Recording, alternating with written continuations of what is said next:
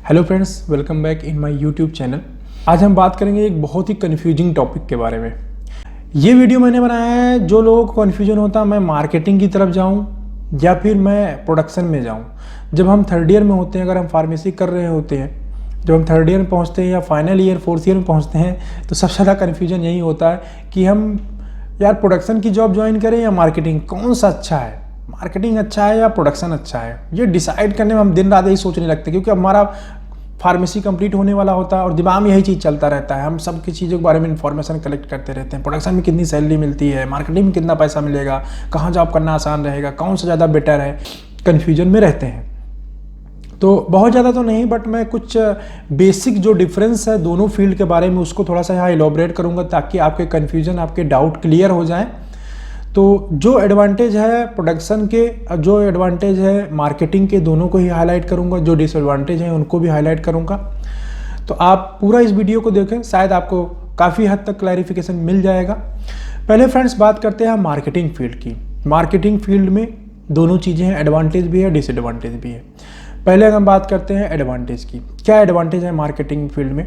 पहली चीज़ तो ये कि आप अगर किसी भी मार्केटिंग कंपनी को ज्वाइन करते हैं तो आपको एक अच्छी सैलरी, हैंडसम सैलरी स्टार्टिंग से ही मिलनी स्टार्ट हो जाती है, जिसके लिए मेनली लोग इस फील्ड में आते हैं कि एक अच्छी सैलरी मिलेगी। जी हाँ, यहाँ पे एक अच्छी सैलरी आपको मिलनी स्टार्ट हो जाती है। सैलरी मिलने के साथ जो आपके खर्चे होते हैं, जो डेली रूटीन खर्चे, उनसे मीन्स अलाउंसेस जिसको बोलते हैं, वो भी आपको यहाँ सैलरी के अलावा अलाउंसेस मिलते हैं। अगर दोनों को टोटल करते हैं तो काफ़ी ज़्यादा होता है। अगर मैं कंपेयर करूँ जो अलाउंसेस मिलते हैं एक्चुअली क्या वो खर्च होते हैं, तो एक्चुअली वो खर्च नहीं होते हैं।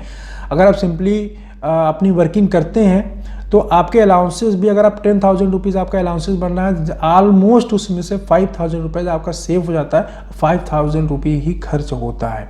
अच्छे कंपनी में अच्छे अलाउंसेस मिलता है तो सैलरी प्लस आपके अलाउंसेस मिलकर एक हैंडसम अमाउंट बन जाती है। जो आपके करियर की स्टार्टिंग पॉइंट है वहाँ पे एक बहुत हैंडसम सैलरी आपको मिलनी स्टार्ट हो जाती है।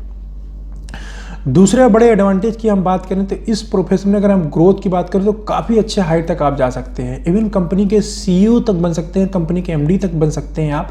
अगर आपके अंदर टैलेंट है, आपके अंदर सेलिंग स्किल्स है, आपको लोगों को कन्विंस करने की पावर है, तो आप इस फील्ड में, या आपका जो साइको फिजिकल नेचर है अगर मार्केटिंग मैच करता है, तो आप इस प्रोफेशन में आते हैं तो आप बहुत ऊपर तक बहुत अच्छे से करके जाएंगे। इस प्रोफेशन में आने के बाद ऐसा नहीं कि आप सेल्स मार्केटिंग में ही रहते हैं। पहला स्टेप तो है मेडिकल रिप्रेजेंटेटिव, उसके बाद दूसरा स्टेप है एरिया मैनेजर, लेकिन इसके बाद तीसरा स्टेप जाने के लिए आपके बहुत सारे ऑप्शन खुल जाते हैं फ्रेंड्स। अगर आप फार्मेसी करके आए हुए हैं, डिप्लोमा किए हुए हैं, उसके साथ आपके पास अगर ग्रेजुएशन डिग्री है या आप बैचलर इन फार्मेसी हैं, तो आप ये 2 स्टेप आगे बढ़ने के बाद आपके सामने बहुत सारे ऑप्शन और खुल जाते हैं। मार्केटिंग, ये मेडिकल रिप्रेजेंटेटिव की जो प्रोफेशन है उसमें ऐसा नहीं है कि आप हमेशा सेल्स के फील्ड में रहेंगे। आप इन फ्यूचर अगर आप अपने आप को डेवलप कर पाते हैं तो आप अपने प्रोफेशन को इसी फील्ड के अंदर चेंज कर देते हैं, क्योंकि बहुत सारे डिपार्टमेंट आगे ओपन हो जाते हैं। जैसा कि मार्केटिंग डिपार्टमेंट है, अगर हम फार्मा मार्केटिंग की बात करें तो उसमें बहुत सारे डिपार्टमेंट जुड़े हुए हैं। उनमें से एक है पीएमटी डिपार्टमेंट, जिसको बोलते हैं प्रोडक्ट मैनेजमेंट डिपार्टमेंट। अब इस डिपार्टमेंट में भी 2 पार्ट होता है। एक तो जो ट्रेनर होते हैं, जो मेडिकल रिप्रेजेंटेटिव को, एरिया मैनेजर्स को ट्रेनिंग देते हैं, मीन्स एक प्रकार से एजुकेशन वाला पार्ट करते हैं। अगर आपका एजुकेशन में इंटरेस्ट है तो आप इसमें आगे चल के एजुकेशन में भी अपना कैरियर बना सकते हैं। मीन्स आप ट्रेनिंग हेड, पहले एज ए ट्रेनर स्टार्ट कर सकते हैं, उसके बाद आप ट्रेनिंग हेड बन सकते हैं, इसके बाद आप ग्रुप ट्रेनिंग मैनेजर बन सकते हैं। तो इस तरह के इस प्रोफेशन में आप आगे जा सकते हैं।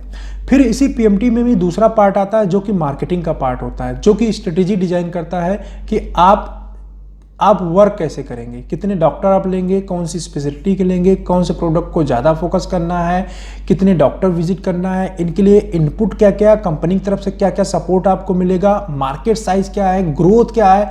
मीन्स टोटल जो मार्केटिंग वाला पार्ट होता है, जो आपको टोटल एनालाइज करके दिया जाता है, जो डेटा दिया जाता है, वो होता है। ये भी पीएमटी डिपार्टमेंट का काम होता है, बट जो मार्केटिंग डिपार्टमेंट देखता है। तो पीएमटी में भी इवन 2 पार्ट हो जाता है, एक ट्रेनिंग वाला पार्ट हो जाता है और एक मार्केटिंग वाला पार्ट हो जाता है। तो आप इस प्रोफेशन में भी अपना कैरियर बना सकते हैं। फिर एबीएम के बाद आप चाहे तो सेल्स में अगर आपको आगे जाना है तो जैसे जेडबीएम होते हैं, जोनल सेल्स मैनेजर होते हैं, इसके बाद नेशनल सेल्स मैनेजर होते हैं, जीएम होते हैं, एमडी होते हैं। तो सेल्स में भी अपना कैरियर आप बना सकते हैं और एमडी के पोस्ट तक जा सकते हैं। इसके अलावा प्रोफेशन होता है फ्रेंड एचआर की। अगर आपको लगता है कि आप एचआर में जाना चाहते हैं, जब भी आप एरिया मैनेजर हो जाते हैं, बहुत सारी कंपनीज क्या करती हैं, आपको साथ ही साथ पढ़ाई भी कराती हैं। आपको डिस्टेंस लर्निंग के थ्रू आपको एक ऑफर देती हैं कि आप डिस्टेंस लर्निंग के थ्रू आप MBA करें, जिसमें आपका इंटरेस्ट है। अगर आप अकाउंटिंग में करना चाहते हैं तो अकाउंटिंग करिए, HR में, जिसमें भी आपको इंटरेस्ट है, जिस फील्ड में आगे जाना चाहते हैं आप वहाँ से कर सकते हैं। अगर कंपनी नहीं करवाती तो खुद भी डिस्टेंस लर्निंग के थ्रू आप वो कोर्स कर सकते हैं जिसमें आपका इंटरेस्ट है। तो ABM बनने के बाद आपके लिए ये भी ऑप्शन खुल जाता है, तो अगर आप HR की तरफ जाना चाहते हैं तो वहाँ HR में भी आप जा सकते हैं। इसके बाद बात करते हैं अकाउंट की। अगर अकाउंटिंग में आप जाना चाहते हैं, अकाउंटिंग में आपको इंटरेस्ट क्रिएट होता है, आप MBA अकाउंटिंग में कर लीजिए। आप उस डिपार्टमेंट में भी, उसी कंपनी के अंदर जिसमें एज ए एरिया मैनेजर काम कर रहे हैं, उसी कंपनी के अंदर आप अकाउंटिंग डिपार्टमेंट में भी जा सकते हैं। अगर आपका सेल्स में है, डिस्ट्रीब्यूशन में आपका इंटरेस्ट आता है, तो कंपनी का जो डिस्ट्रीब्यूशन चैनल है, जिसमें CFAs हैंडल किए जाते हैं, जिसमें होलसेलर्स को हैंडल किया जाता है, जिसमें जो मैन्युफैक्चरिंग या मैन पावर इकट्ठा करता है, उस डिपार्टमेंट में भी आप जा सकते हैं। तो उस डिपार्टमेंट में भी आप, अगर आपका इंटरेस्ट है तो वहाँ भी आप जा सकते हैं। मीन्स आप एज ए ABM काम करने के बाद आपके मल्टीपल ऑप्शंस खुल जाते हैं जहाँ पे आप अपने करियर को बना सकते हैं। मीन्स पहले तो हम सोचते हैं मेडिकल रिप्रेजेंटेटिव वर्क करेंगे, बट जैसे जैसे हमें वर्क का एक्सपीरियंस होता है, कहीं ना कहीं हमारा इंटरेस्ट डाइवर्ट होता है, हम मेडिकल रिप्रेजेंटेटिव को या सेल्स के फील्ड को छोड़ के कहीं और फील्ड में शिफ्ट होना चाहते हैं, तो आप यहीं रहते हुए उसी कंपनी के अंदर, उस फील्ड के अंदर शिफ्ट हो सकते हैं। सबसे बड़ा एडवांटेज ये है। इसके बाद हम बात करें फ्रेंड्स मेडिकल रिप्रेजेंटेटिव प्रोफेशन की, तो यहाँ टाइम बाउंडेशन नहीं होता। आप अपने टाइमिंग की शेड्यूल खुद बनाते हैं डॉक्टर कॉल के अकॉर्डिंग। जैसे डॉक्टर की कॉल होती है उसके हिसाब से अपना डेली का रूटीन आप सेट करते हैं। अदर जॉब की तरह नहीं है कि सुबह 9 बजे ही आपको बिल्कुल प्रेजेंट हो जाना है ऑफिस के अंदर। यहाँ पे ऐसा कुछ भी नहीं है। तो आप अपने शेड्यूल के हिसाब से, आप कभी सुबह 9 बजे भी जाना पड़ सकता है, कभी आपकी जो रूटीन है वो 11 बजे भी स्टार्ट हो सकती है, कभी सुबह 7 बजे भी स्टार्ट हो सकती है। वो आपके डॉक्टर कॉल प्लान के ऊपर डिपेंड करता है। दूसरी बात है, आपकी जो डॉक्टर कॉल प्लानिंग होती है वो आप खुद डिसाइड करते हैं, आप खुद प्लान करते हैं, तो अपने हिसाब से आप उसको डिज़ाइन कर सकते हैं। आपको पास फ्रीडम होता है, आप डिज़ाइन कर सकते हैं। किसी और प्रोफेशन में आप अपना शेड्यूल खुद डिज़ाइन नहीं कर सकते हैं। जो वहाँ का शेड्यूल होगा आपको उसी शेड्यूल के हिसाब से काम करना होगा, बट यहाँ पे अपना शेड्यूल आप खुद डिज़ाइन कर सकते हैं। तो मतलब वर्किंग करने के लिए आपको फ्रीडम मिलता है। चौथी बात करें अगर यहाँ पे, तो आपको यहाँ इस प्रोफेशन में काम करने के लिए प्रॉपरली ट्रेनिंग दी जाती है, समझाया जाता है, पढ़ाया जाता है, सपोर्ट दिया जाता है। और किसी प्रोफेशन में आप जाते हैं तो पहले से खुद को लर्निंग करके जाना पड़ता है, खुद ही वहाँ पे सीखना पड़ता है। कोई गाइड करने वाला इतना प्रॉपरली नहीं होता, या कोई इतना चैनल नहीं होता जो आपको हर तरीके से गाइड करे। बट मेडिकल रिप्रेजेंटेटिव का एक ऐसा प्रोफेशन है जिसमें हर तरीके से गाइड किया जाता है। आपको ट्रेन किया जाएगा, पढ़ाई लिखाई में भी ट्रेन किया जाएगा, आपकी स्टडी जो आपकी थ्योरेटिकल पावर है उसको भी डेवलप किया जाएगा, जो आपका एनालिटिकल पावर है उसको भी डेवलप किया जाएगा, जो माइंड सेट है आपको उसको डेवलप किया जाएगा, आपके साइकोफिजिकल नेचर को भी डेवलप किया जाएगा। मीन्स आपके हर एक पार्ट को यहाँ पे डेवलप किया जाता है ताकि आप बेटर से बेटर रिजल्ट कंपनी के लिए दे सके, मैक्सिमम से मैक्सिमम बिजनेस जनरेट कर सके। तो उस बिजनेस जनरेट करने के लिए जो भी चीज़ें रिक्वायरमेंट होती है आपके अंदर, वो सबको डेवलप करती है company. Same time other field में नहीं होता। अदर फील्ड में आदमी को खुद को एफर्ट करना पड़ता है, बट यहाँ आपके एफर्ट के साथ एक बहुत पीछे बैक में बहुत बढ़िया टीम लगी होती है, एक अच्छी टीम लगी होती है जो आपको डेवलपमेंट में, आपको डेवलप करने में लगी होती है, आपके डेवलपमेंट में सपोर्ट कर रही होती है। तो ये बहुत बड़ा एडवांटेज है। तो ये फ्रेंड्स मेजर हाइलाइट्स हैं, मेजर एडवांटेज है जो कि फार्मा प्रोफेशन में होता है। मेडिकल रिप्रेजेंटेटिव या फार्मा प्रोफेशन में आप काम करते हैं। तो अब बात करते हैं इसका डिसएडवांटेज से। इसमें डिसएडवांटेज क्या है या प्रॉब्लम क्या क्या आती है। प्रॉब्लम की एक बात करिए, जिन लोगों का साइकोफिजिकल नेचर नहीं मैच करता है सेल्स के साथ, वो इस फील्ड में ना आए, क्योंकि उनको फिर प्रॉब्लम ही होनी है। साइकोफिजिकल नेचर नहीं मैच करेगा, आप फील्ड में काम नहीं करेंगे। आप फील्ड में काम करने जाएंगे, धूप है, गर्मी है, बरसात है, सभी मौसम में आपको काम करना है, और आप थक हार के घर बैठ जाएंगे और काम नहीं कर पाएंगे, और इस बाद इस फील्ड को ही आप उल्टा सीधा बोलना शुरू कर देंगे। तो सबसे बड़ा हर्डल ये है कि आपको सभी मौसम में, चाहे गर्मी पड़ रही हो चाहे ठंडी पड़ रही हो, आपको जाना पड़ेगा। दूसरा, आपके कस्टमर की टाइमिंग तो आप खुद डिज़ाइन करते हैं, बिल्कुल सही है, बट कई बार आपके कस्टमर की कॉल रात में 12 बजे भी होती है, सुबह के 7 बजे भी कार्ड लगाने जाना पड़ता है। तो ऐसी सिचुएशन में आपको जाना पड़ेगा। अगर आपको बिजनेस जनरेट करना है, अपने कस्टमर को बनाए रखना है, लॉयल रखना है, तो आपको उस कंडीशन में जाना पड़ेगा। तो ये इसके डिसएडवांटेज है। इसके अलावा डिसएडवांटेज ये है कि इस प्रोफेशन में जब तक एज ए मेडिकल रिप्रेजेंटेटिव आप काम कर रहे होते तब तक अपने फैमिली को तो आप भरपूर टाइम दे पाते हैं, बट जैसे ही मेडिकल रिप्रेजेंटेटिव के आप ऊपर प्रमोशन लेते हैं तो आप अपनी फैमिली को टाइम कम दे पाते हैं, क्योंकि आप अपने वर्किंग के साथ बिजी हो जाते हैं। आपकी टूरिंग बहुत ज़्यादा होती है। इस प्रोफेशन में जितना ऊपर बढ़ते जाएंगे आप, उतनी ज़्यादा आपकी टूरिंग बढ़ती जाएगी। नो डाउट पैसा इंक्रीज करेगा, बट अपनी फैमिली के लिए टाइम निकाल पाना बहुत ही क्रूशियल हो जाता है।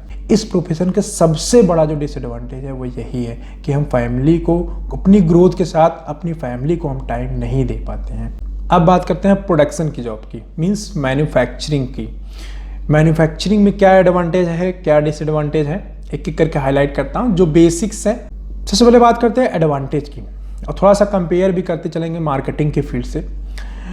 पहला बड़ा एडवांटेज ये है कि एक ऑफिस टाइप की जॉब होती है, जाने आने का आपका टाइम फिक्स होता है। आप सुबह टाइम पे गए, सुबह टाइम जिस टाइम छुट्टी होती है उस टाइम पे चले आए, उसके बाद आपको आने के बाद वहाँ कोई टेंशन नहीं है क्या हो रहा है कंपनी में, क्या नहीं हो रहा है, इससे आपको कोई मतलब नहीं। आप अपनी लाइफ जीना स्टार्ट कर देते हैं। सेम मार्केटिंग की अगर हम बात करें तो मार्केटिंग में ऐसा नहीं होता। अगर आप घर पर बैठ रहे हैं तब भी कुछ ना कुछ उसके लिए काम कर रहे होते हैं, दिमाग में कुछ ना कुछ प्लान कर रहे होते हैं। प्रोडक्शन में ऐसा नहीं होता, आप टेंशन फ्री हो जाते हैं। दूसरा बड़ा एडवांटेज ये है कि जब आप वर्किंग कंडीशन में भी होते हैं आपके ऊपर किसी चीज़ का बहुत ज़्यादा प्रेशर नहीं होता। जैसे मार्केटिंग के अंदर क्या होता है, आपके ऊपर थोड़ा सेल्स प्रेशर होता है। मतलब आप वर्क हार्ड तो करते हो बट उसके बाद भी कई बार क्या होता है, सेल जनरेट नहीं होता। यहाँ पे ऐसा नहीं है। प्रोडक्शन के अंदर क्या है कि आप अगर किसी चीज़ को बनाने के लिए बोला गया है तो आप उसको बनाओगे और वो बनेगा ही, और उसमें कुछ नहीं होना है। आप इलीगल कोई प्रेशर आपके ऊपर नहीं आएगा या ऐसा कोई बहुत ज़्यादा हाई प्रेशर नहीं आएगा जिससे ज़्यादा कारण आप डिप्रेशन में चले जाओ। मार्केटिंग के अंदर कई बार क्या होता है, इतना ज़्यादा हाई प्रेशर आ जाता है, परफॉर्मेंस ना होने पे कई बार एफर्ट कर रहे होते हैं बट रिजल्ट नहीं आता और उसमें बहुत सारे लोग रेजिस्ट नहीं कर पाते हैं और प्रोफेशन छोड़ के चले जाते हैं। प्रोडक्शन में ये बड़ा एडवांटेज है, ऐसा कोई सेल्स प्रेशर या ऐसा कोई आपके ऊपर प्रेशर नहीं होता काम के लिए। आप टेंशन फ्री होकर आराम से काम कर सकते हैं। जिस काम के लिए आपको रखा गया आप उसको सीखिए और उसको काम को करिए। तीसरा बड़ा एडवांटेज ये है फ्रेंड कि अगर आप एक्स्ट्रा टाइम वहाँ पे देते हैं तो आपको एक्स्ट्रा टाइम का पैसा मिलता है। मार्केटिंग में ऐसा कुछ नहीं है। मार्केटिंग में तो आपको एक्स्ट्रा पैसा तभी मिलेगा जब आपको इंसेंटिव मिलेगा और सेल होगा, टारगेट होगा तभी, अदरवाइज आपको कोई एक्स्ट्रा मनी वहाँ पे नहीं मिलने वाला। पांचवें एडवांटेज की अगर हम बात करें तो यहाँ पे भी बहुत सारे डिपार्टमेंट है, यहाँ भी आप बहुत सारे सेगमेंट में जा सकते हैं। आप स्टार्टिंग मैन्युफैक्चरिंग कर सकते हैं, उसके बाद क्वालिटी एश्योरेंस में जा सकते हैं, क्वालिटी कंट्रोल में आप जा सकते हैं, आप मैन्युफैक्चरिंग मीन्स जो प्लांट हेड है उसके रूप में भी आप डेवलप कर सकते हैं अपने आप को। किसी पर्टिकुलर सेक्शन में आप अप्रूवल लेके एज ए केमिस्ट वर्क कर सकते हैं। तो बहुत सारे डिपार्टमेंट वहाँ पर भी होता है जिसमें आप काम कर सकते हैं।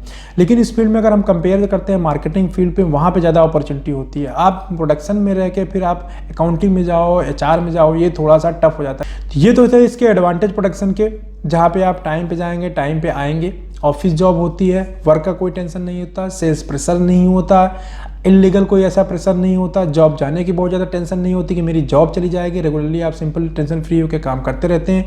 अगर ग्रोथ की बात करें तो बहुत अच्छी ग्रोथ प्रोडक्शन में भी है, थोड़ा सा आपको पेशेंस रखना पड़ेगा। मार्केटिंग में जितनी अच्छी ग्रोथ है उतनी ही अच्छी ग्रोथ प्रोडक्शन के अंदर है। यहाँ भी पैसे की कोई कमी नहीं है, आप बहुत अच्छे हाइट तक जा सकते हैं। अब बात करते हैं डिसएडवांटेज की। प्रोडक्शन में डिसएडवांटेज क्या है? डिसएडवांटेज ये फ्रेंड, जो लोग बाउंड होकर नहीं रह सकते हैं तो उनके लिए बहुत बड़ा डिसएडवांटेज है। कई बार क्या होता है, सुबह जब सूरज निकल रहा होता है तभी हम कंपनी के अंदर घुस जाते हैं और उसके बाद शाम को सूरज जब अस्त हो जाता है तब हम कंपनी से निकलते हैं। मतलब देश दुनिया के अंदर क्या हो रहा है हमें कुछ नहीं पता चलता है। आप उसी कंपनी के अंदर रहते हैं, उतने में ही सीमित हो जाते हैं, तो आप उतना ही थिंक कर पाते हैं। सेम टाइम मार्केटिंग अगर देखें तो आप मार्केट में रहते हैं, सोसाइटी में रहते हैं, क्या हो रहा है क्या नहीं है, आप सभी चीज़ों से अवेयर होते हैं। तीसरा बड़ा डिसएडवांटेज ये है कि अगर चाहे बहुत सारा पैसा कमाना है इमीडिएट तो हम नहीं कमा सकते। मार्केटिंग में क्या है कि आपको बहुत ज़्यादा पैसे की अगर ज़रूरत है तो आप एक्स्ट्रा इनकम कर सकते हैं। आप सेल को बढ़ाएंगे तो आपको एक्स्ट्रा इंसेंटिव मिलेगा, बट प्रोडक्शन में कोई इंसेंटिव का ऐसा कोई सिस्टम नहीं होता, तो वहाँ पे आप इंसेंटिव अर्न नहीं कर सकते हैं। वहाँ सिर्फ आप कंपनी चेंज करके या कंपनी में अपनी परफॉर्मेंस अच्छी करके जो एनुअल ग्रोथ मिलती है उसी में आपको हाइक मिलती है।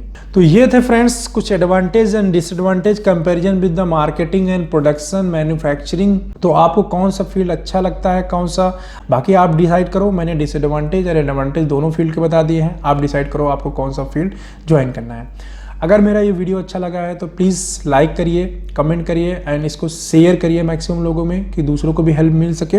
और आपको कोई भी किसी भी टॉपिक पे वीडियो चाहिए, कोई कन्फ्यूजन है तो आप मुझे कमेंट बॉक्स में कमेंट करके बता सकते हैं। Thank you for watching this video.